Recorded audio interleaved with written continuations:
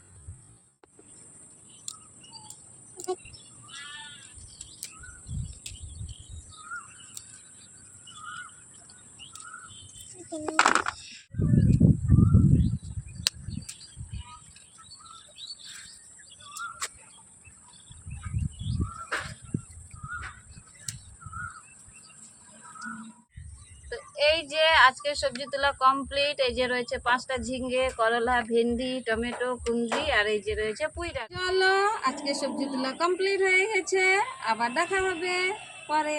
Bye bye.